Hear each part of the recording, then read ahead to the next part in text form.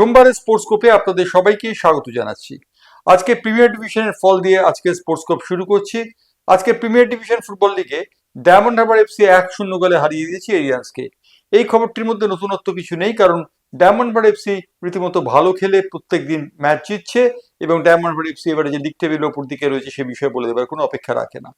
তবে এবারে অপ্রত্যাশিত একটি ব্যাপার ঘটছে ইউনাইটেড কলকাতা দলটির সম্পর্কে। ইউনাইটেড কলকাতা দলটি আজকে অর্থাৎ সোমবার দিন হারিয়ে দিয়েছে সাদার্ন সমিতিকে 4-3 গোলে। ইউনাইটেড কলকাতা লিগ শীর্ষে পৌঁছে যাচ্ছে তাদের এই অসাধারণ প্রয়াসের দ্বারা।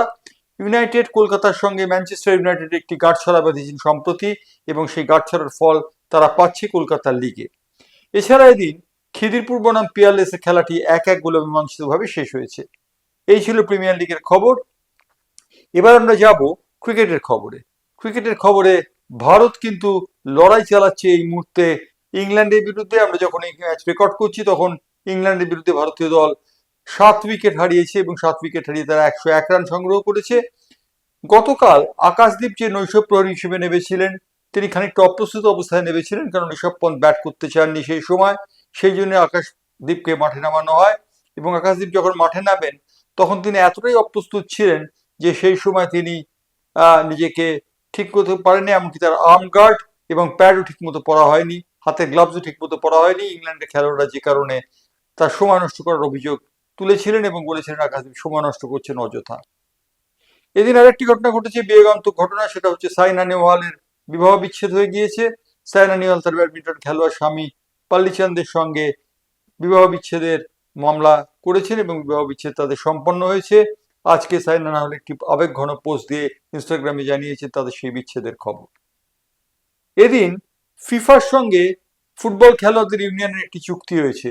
বিশ্বের ফুটবল খেলোয়াড়দের ইউনিয়নের এই চুক্তি অনুযায়ী ফিফা 72 ঘন্টার ব্যবধানে সমস্ত ম্যাচ দিতে বাধ্য থাকবে বলে জানানো হয়েছে। অর্থাৎ একটি খেলার থেকে একটি খেলার ব্যবধান 72 ঘন্টা থাকতে হবে। এই কারণেই ইউনিয়ন এই চুক্তিটি করেছে, কারণ বিশ্বকাপ ফুটবলের খেলায় তারা মনে করছে যে দলের সংখ্যা বাড়ায় খেলার সংখ্যা বেড়ে যাবে এবং হয়তো তাদের খেলতে হবে 48 ঘন্টার ব্যবধানে। সেই কারণে দলগুলি অনুরোধ জানিয়েছিল ফিফাকে। ফিফা সেই প্রস্তাবে রাজি হয়েছে।